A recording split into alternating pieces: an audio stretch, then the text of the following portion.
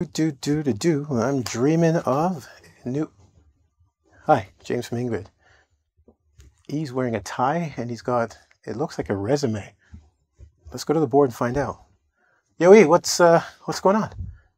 You're going for an interview. Oh, and you're worried because this is today's lesson, ladies and gentlemen. The 5 hardest questions you will find on an interview. This is something I think all of you will be able to take something from, because we're going to work on a little bit of communication, but also prepare you for the job market. And these questions are difficult because what they ask from you is not just to say, yes, no, or I want this much or that much. Your employer is asking a question to get a deeper look into who you are and what you really want and what you have to offer the company. You ready? Let's go to the board and see what this is about. Over here. So 5 of the hardest interview questions you're going to run into. And funny enough, they don't seem that difficult, but once you actually go into it and you understand what they're trying to get at, you realize why they're so difficult. Why do you want to change jobs?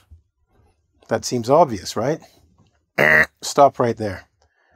What your employer wants to know is not just, I need more money, which is what you're thinking, or I want a better, because that means you could leave their job as well. And they don't want to have someone who's just going to move from job to job if someone's just going to pay more, right? So the best way to answer this particular question is, well, number 1, I call this easy mode. Have you just moved? So if you're living in England, for instance, and you move to Canada, you kind of need a new job, right? So that's easy mode. They will understand that right away. Okay, you need to make money here, right? Or you've just finished school. Well, I went to business school and I've just graduated. Now I need a job. Makes sense. So you're not just leaving one job to make a bit more money, and you cannot be relied on for future. Yeah? Okay. Here's where it gets a bit tricky. So if you have been in the industry for a while and they ask you this question and they're looking at your resume, here's a few things you can say that will show them that you're going to be a terrific long-term employee, and this is a good move for both you and them. First, a new challenge. You could start out in a small company, a 3-man, 4-man, or a 4-person company or woman company, and there's only so much growth you can do because all these positions are taken. So you might want to go to a bigger place like an Apple or an Amazon, where you can get more challenges because there's so much that company does that it can help you grow in that way, challenge you to do more and be more. You can say they are offering a better opportunity for your skill set. In some jobs, you'll get stuck in a certain position because they can't use what you have. A perfect example is when I said you graduated from school. So you've graduated from school, but they have an accountant, so they don't need a special forensic accountant. So your skill set is not being used to its maximum. They're not using it to its full potential. So you might say, I came to this job because you have a specific area that my skills will work perfectly in. So I can actually use the skills I've been trained in that I want to use. Okay? That happens all the time. And the last one, career growth. Do you remember I said a small company, you want to go to a larger company to get greater responsibilities and also be out there more in the environment, so I can say the business environment, to learn more. By doing this and working at other companies, that growth will allow you to have different positions. There's nothing wrong with staying in an entry-level position. And that is something where if you work at a bank, you might be what's called a bank teller, talk to the people. But if you don't do something else, you may never become branch manager or regional manager or president because you haven't got enough experience. So sometimes you need to leave the job you're at to get that experience somewhere else. So you might even come back to the first company, but because of that experience, you can get greater career growth. So that one is number 1. Some of the best ways to answer the question, why do you want to change jobs? You can use a couple of these or just one. I mean, if you're just out of school, go to easy mode. Dude, I just graduated. I need to pay the government off. Now, number 2. I love this question. What is your weakness? Do not say things like, I'm always late. I fight with other coworkers. This is the best way not to get the job. These are weaknesses. These are no-nos. What you want to do is take your weakness and turn it into a strategy. What do I mean by that? By thinking about, the first thing is everyone has a weakness. You cannot say, I have no weaknesses, because that's a lie. They won't buy it. They won't hire you. But if you can turn this weakness into a strategy, you can turn it into something. And here's an example for something. This is a good one in which you've taken it and you've made it something that any company or every company wants. I struggle with people who don't want to maintain the high standards of work that I want. I mean, what company doesn't want someone to have high standards, and they will not tolerate someone who doesn't want to work? It seems like a weakness because it means you're going to be difficult for the people who don't want to work with. You'll be difficult for them. But companies want people like you. Is it a weakness? You've used it strategically, using your brain to make it a strength. How about this one? This is another one because you can be honest. So you could use both of these. The other one is be honest about something. Pick a weakness that you are working on. There's nothing better than a champion fighter or athlete that's lost their way, and then they fight and struggle and come back. People like that, right? People also like people who take responsibility and accountability, which is what companies want for their actions. So in this one, you pick a weakness that you are working on and you can demonstrate you've worked on it. Once again, don't say I'm chronically late and I like to fight with the other employees. Please don't. Even if you're working on it, pick something else, right? I'm working on my math skills or my computer skills. I got into a course. But here's the turn on. Here's not just that. Think about it. And I should have said this at the beginning. In all of the stuff I'm telling you, you have to do your homework. These are the hardest questions because you're not going to get them at McDonald's. You're going to get them at careers you want to keep. So you need to do your, what we call due diligence, do your homework, research the company, look for, you can pick up The Economist, you can pick up Forbes, other magazines that will give you an idea, even fashion magazines. When they talk about fashion houses, they will tell you the things that they're lacking currently. So you can put that in your head, put that on paper, keep that in mind. So when this question comes up, you can pick a weakness that you have that you're working on that the company currently needs. So now you're saying, yeah, it's my weakness, but I'm working on it, I'm getting better. And they're like, we need a guy like Jones. He can probably help the other employees who are also suffering from this. He has a strategy. So it shows you're willing to take responsibility, you're willing to fix things, and currently what you're fixing is something they could possibly help themselves get better. Cool? All right. Number 3. How do you deal with conflict with other colleagues? Remember I told you don't say that's a weakness? Well, there's no place, even in Disneyland. I mean, Goofy and Mickey, they mix it up every once in a while, right? Because Goofy's goofy, right? So things are going to happen. So what's the thing you want to say? Here's one of the best approaches. I'm using this word from here. It means a way to get to something. One of the best approaches about talking about conflict with colleagues, and that's fighting, arguments, disagreements. Say I take a collaborative approach. And I go, what do you mean collaborative?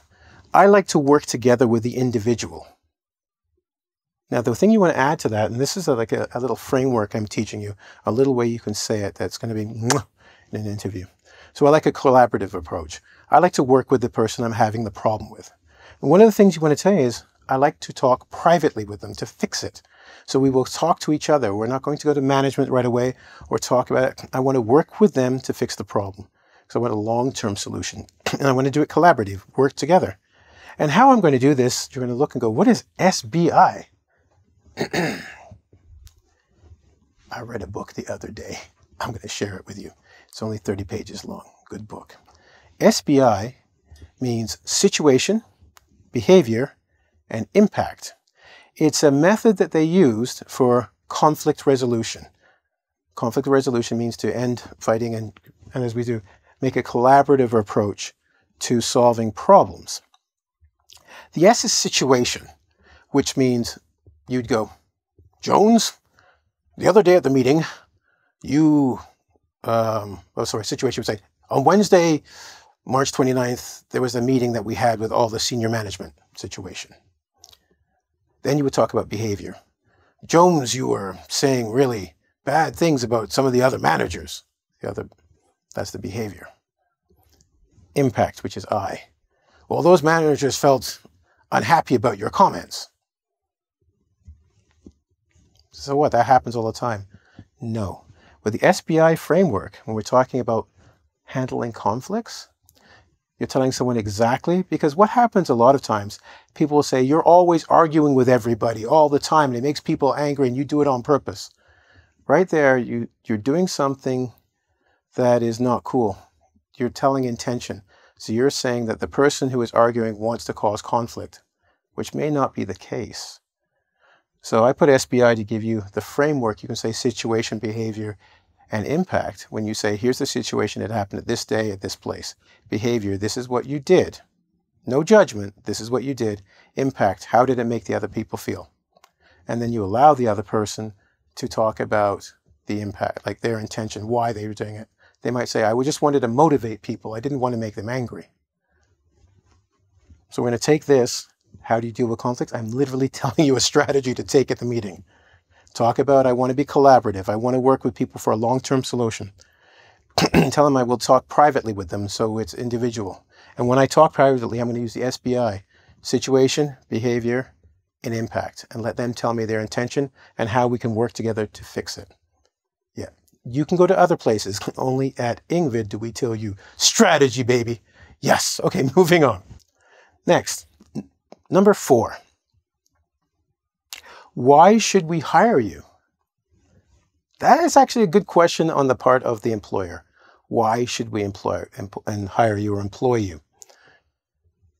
Just because you come with a piece of paper and just because you have experience, it doesn't mean that they need to have you. What I mean by that is, if you think about your own family, and you think about your mom, your dad, if you have sisters or brothers, a dog or a cat, that's your family.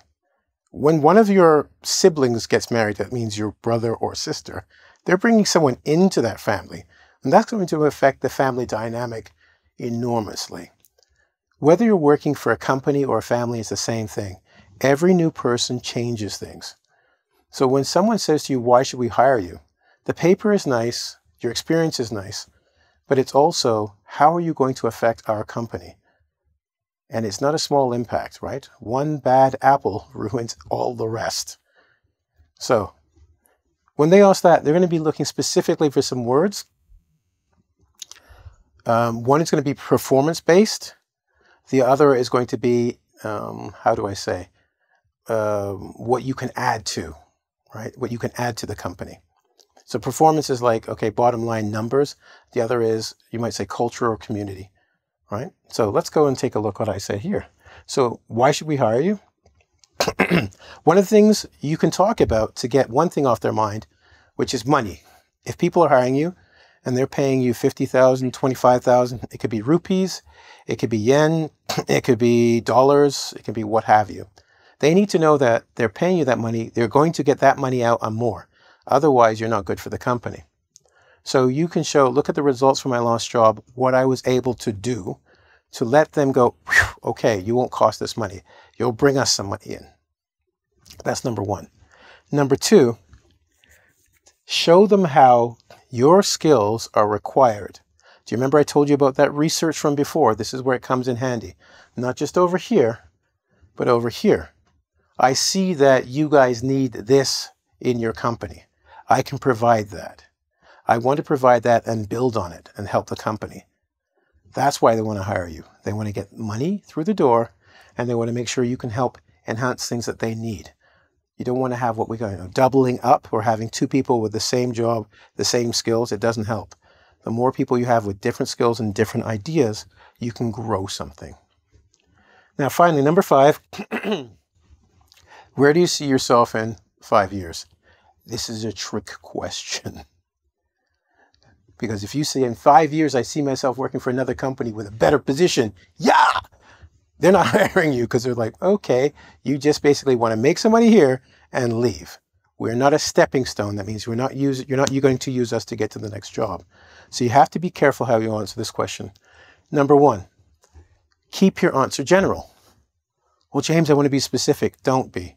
Because the position you're applying for may not have the goals you want to get. So they're going to think, well, you want more than we're going to offer, right? You're the guy sweeping the floor, and you're like, when I'm done sweeping the floor, I want to drive my Lamborghini into the president's office. Like, no, floor sweeping is what you do. That's it. So be general. Say, I would like to see myself progress every year doing something more in the company, with some goal structure, but don't be too specific, because you don't know if your job will lead to that area. Number 2, stress the long term. You have a broad interest. That means a wide interest in the company. Many of the things that it does, besides your position. Yes, you'll be focused on your position, but you're also interested in that they do this and they do that. And you know that in 1 year, 2 years, 3 years, you cannot learn all of that. So you're interested in learning more. And this goes along to when we talked about your new challenge, all right, and career growth, learning from the company. And because of that broad interest in the company, you want to learn with the company and grow with the company. Because what the company's looking for here, as I was trying to get across, but I'll say it better here, or more eloquently, meaning better, they want to find someone they can invest in. And you want to show to them you're that person. Because not only are you interested in the job that you have and you want to get goals in that area, you're also looking at the long term and learning more about the other areas of the company. If you can do all 5 of this, my friend, you can do this with your money later. 1,000, 1,000. Okay, first, get everything else you need, but you get what I'm saying. Because these are some of the 5 of the hardest questions to answer, because there is no yes, no. You have to show that you've researched the company, you're good at what you do, and that's part of the key here. I can show you these things, but if you're not good at what you do, it's not going to help. But you've researched the company, you're good at what you do, you have a goal and an agenda that you want to do to help for yourself and the company. And this will help you get that job. Cool? Well, you know how we roll here. We have to do a little bit of, well, we're not going to do homework, but I got a little bonus for you. Yeah? And I got homework for you, but not a quiz on this one. You ready? Let's go. And of course, as every lesson goes, I have a bonus for you. I'll have some homework. But let's go to the board and take a look at the 3 things I want to talk about, your 3 bonus questions. All right, number 1. One of the questions they could ask you is, what are your ideal working conditions? Okay. And now, I did do a video earlier in which I kind of talked about this. And I want you to go check it out. Okay, it's on the 5 most common questions you'll be asked, right? Because sometimes they're going to ask you things and they want to know if you're a team player. So you kind of have to say something like, I like working alone, but I find that I can share my ideas with other people and be collaborative. All right, so you can go watch that video when you're done watching this one, and that'll give you, to help with those basic questions that will come out. But these are the tough ones you got to understand, okay? But in this case, this is a little different because they're asking your ideal working conditions, not necessarily working with people. So I put down challenging. You want to be challenged. And that's an honest response for any person who's a mature person. You might say, what the hell are you talking about? If you knew every day was going to be the same, every single day, nothing ever changed from getting out, what side of the bed you get out of, what Wheaties you eat, what dinner you have, the same conversations you would have people, eventually you just want to go, okay, I'm done. I don't want to ever do this again. To be challenged is to have something new so you can respond to it and it's new. That's what you would say. I want a challenging environment, something new coming to me. I don't want to keep typing the same letters. I want something else. I want to go in the field. I want to learn something new. So you tell them I want a challenging environment, which is good because any company that's growing, there will be new things introduced and they want people who want to work with those new things. And that should be you. Next, you want to talk about working with a great team. One of the reasons you want to go to a new job is that you hear at, I don't know, whatever company X, these people are doing innovative things or innovative things, which means new things or a new way of doing it. And you want to be with that team, right? So you want to be challenged and you want to work with other bright people who are working on new things. And we talk about professional development, right? So what are your ideal working conditions? There's going to be professional development. Sometimes you get pieces of paper, like you got 10,000 YouTube views or something, or they send you to other companies to work with them. So as a professional, as an individual, you get to work in different environments in which you can become more of a professional, learn more about your field. Okay. Number 2, as your bonus question. How would your colleagues describe you? Now, this is tricky. It's very tricky. A company that's going to ask you this may actually talk to your colleagues. Colleagues are your coworkers or the people you worked with before. So something you want to do is prepare your colleagues. Go to your old friends like Jones and Thomas and say, hey, look, how would you actually describe me? This is done for two reasons. Number one, you know what they're going to say, or you can say, please don't talk about that. But the other thing is you want to know what to say to the new employer so they'll hear the same thing from your friends and it's not two different stories. Okay? That's very important. You can prepare your friends and you can prepare yourself. So you want to prepare them, your colleagues, in case they call, but also yourself. In Canada, for instance, if you want to own a gun, they talk to your friends, your neighbors, and everyone else to see what kind of person you are. They just don't say, so, would your friends say you're a nice guy? Yeah? Eh? No. Then they go, we're going to call them. Employers for really good jobs will also do the same, because if you're good at what you do, they may have heard of you and they can talk to other people in other companies, go, so what's Jones like? So prep yourself, prepare your friends or your colleagues. Now, something else you can do when they say, how would your colleagues describe you? Here's where we use strategy and smarts. You figure out what the company needs. Remember we said prepare your friends? You go back and say, okay, can you mention maybe I did this and this with the company? Please keep it honest. I always laugh every once in a while when someone will say, he's teaching us to be fake, to say things that aren't true. I've never said that in a video. I say, be honest, be yourself. Here's how you can shape it. And if you think that's a bad thing, do you get dressed in the morning? Do you put on clothes that are presentable to people? Yeah. You don't put on anything that may get comments. Some people do, and they know they will be stared at, and maybe they will be laughed at, maybe what have you. But most of us put on what we need to do to get the job done, right? So when I say these things, I'm not saying pretend to be someone you're not. But if you've done your research, as I told you before, you'll know the company needs X and O.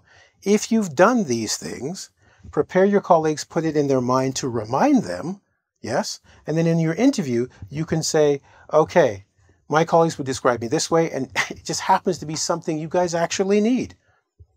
There's nothing wrong with that. That's called preparation, right? I know if it seems not genuine or sincere or, not honest, it's because for people who think that way, they haven't prepared for other things. You have to go by. Any sports team will tell you. You watch the opposition. They don't just go play them. They watch and see how they play so they can have strategy against them. This is the same thing. You need strategy. You're not the only person going for the job. So be more prepared than the other person going for the job. You're welcome. All right, so next one, number 3. Tell us about a mistake you made. Earlier on, I talked about weakness. You have a weakness. I have a weakness for chocolate. And if you look at my tummy, you know this is true, yeah? I love the German chocolate, yeah. Okay, so tell us about a mistake you've made. This is different than saying a weakness. This is a one-time thing. When you have a weakness, it's continual. You keep doing it. You've made a mistake, okay? So what do we say here? Number 1, give a general account of what happened. Don't be too specific. Nobody, I remember one time at work, it was Game of Thrones, and somebody had asked someone, don't tell us what happened. They did, and they threw something at the other person. You don't want to say that on an interview. I threw a fork at somebody for telling me the answer to Game of Thrones. It was like that. You don't want to say that. You might say, well, we were at lunch and we had this dispute about how information should be dispersed. And I chose to speak aggressively. And see, same thing happened. Don't get too specific. But you can get specific on how you fixed it. After lunch, I took the person aside and said, this is how I felt about it and this is why. Be specific on how you fixed it so they get an idea of generally how you handle problems. But you don't need to go into details about the problems, okay? Now, next thing, or the last one we're going to talk about, is emphasize what you learned. So remember we talked about the mistake? Not only do you talk about how you fixed it, you want to draw from it a lesson. And to be quite honest, if it was really a mistake, you should have been doing this in the first place. What did you learn? And you want to say, I learned this specific lesson and I now apply it at work. So maybe if I was angry at work and I did something, I learned to take 3 breaths, relax, then speak. and I applied it because of the mistake I made. Remember, it's not the same as a weakness. This is a one-time thing. But we should learn from our mistakes so we can grow. And isn't this the whole thing about the job you're going for? You don't want to just make more money. You want to grow as a person. And you might say, well, how do you know that? You're watching this video. And if you watch more than one of my videos, I never just say, go do X. I want you to grow as a person because I know as you grow as a person, you have more abilities. And that helps you with learning English. You're a better person to learn it. Okay, so your homework is this. Sit down, put a chair in front of a mirror, look at yourself, go through these questions and how you would answer them. So it's not just using the answers I gave. Look at yourself and see what your body language is. Are you slouching or sitting up? Sit up properly. All right? Also, when you're doing this, go through the thought process of thinking about interviews you've done before, and mistakes you've done before, and how you would fix them. And I would really appreciate it if maybe you put some of these things down in the comments below, whether on engVid or on YouTube, about problems you had or questions you asked you couldn't answer, or mistakes you made in an interview. Let's see if we can help you with that. And before I go, so you got your homework, right? Look in the mirror, look at yourself, go through the interview with yourself. Maybe write some questions about, well, I should say this, or would the interview ask that? That'll help prepare you. And that's going to help prepare you for today's quote, okay? You might have noticed I've been using this again and again. Preparation for tomorrow is hard work today. This was done by a guy named Bruce Lee. If you've ever seen Enter the Dragon or whatnot, you'll know what that's for. If you haven't, you know,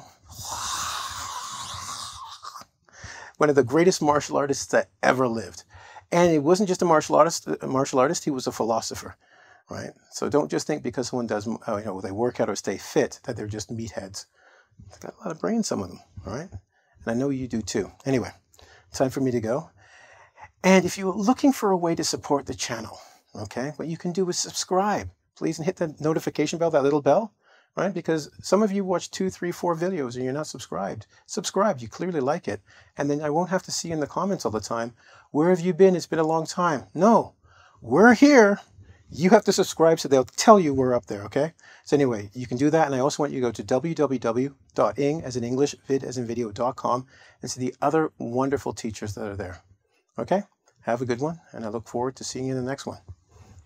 Yo-hee, you can get the job.